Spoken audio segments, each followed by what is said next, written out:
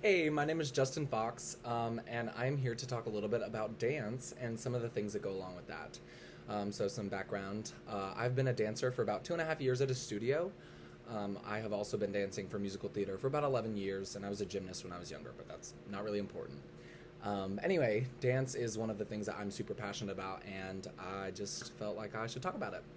So, how many of you have ever been to a ballet or seen a ballet? Maybe you've seen like Nutcracker and the Four Realms, that the new ballet movie, and you see the dancers and they're standing up on their tiptoes. They're just standing like this, right? So we're going to talk a little bit about that. That's point. Everyone loves point. We're also going to talk a little bit about tap, jazz, and some other styles of dance, but point and ballet is usually everyone's favorite, and it's my favorite in my opinion. So first things first, we'll talk a little bit about point. Some background: point shoes were actually not always a thing. They kind of came about by an innovative dancer. She decided that she would put hardened leather in her ballet flats, which I'll show you guys, um, to give her more structure when she was dancing. And soon she discovered, she could roll up onto her toes and she could dance up on the tips of her toes. So a ballet flat. This is a ballet flat. This is a pretty standard one. This is my ballet flat. But it's kind of just a canvas shoe. There are different types. I have a split sole. So what that means is there's two different soles, which allows the shoe to bend all kinds of fun ways for ballet.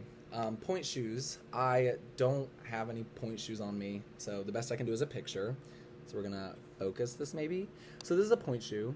Maybe. Hello. Right? Cool. So what the point shoe does is it is basically a hardened shell around the girl's foot or guy's foot, because guys do point. Go guys.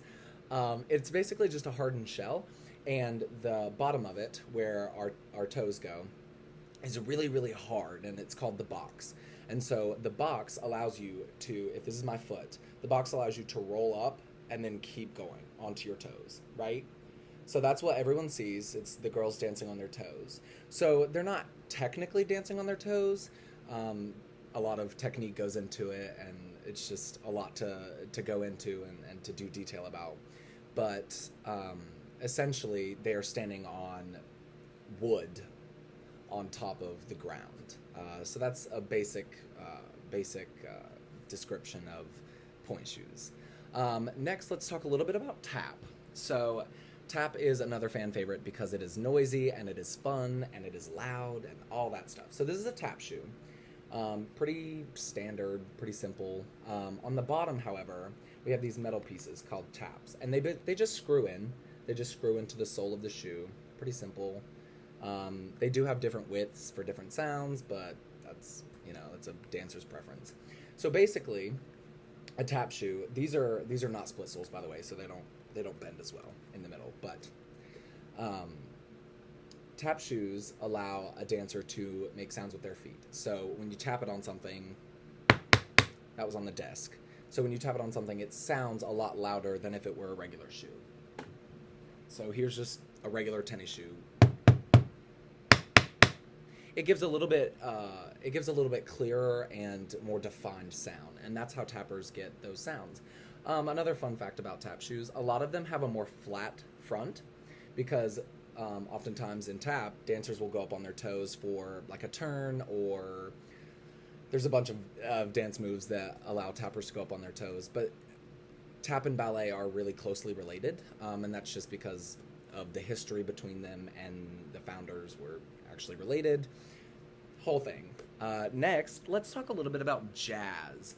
So jazz is a pretty popular style of dance, but not many people know what kind of goes into it. So this is a jazz shoe. I have split soles. They have full soles and half soles and split soles. But yeah. So these are my jazz shoes. They're really simple. They're just leather. There's some elastic right here for stretch. But basically, these just provide structure to a dancer's foot so that we're not dancing barefoot. Dancing barefoot is really hard, and oftentimes we are put in venues where we can't dance barefoot. I've danced on concrete, asphalt, just all kinds of things.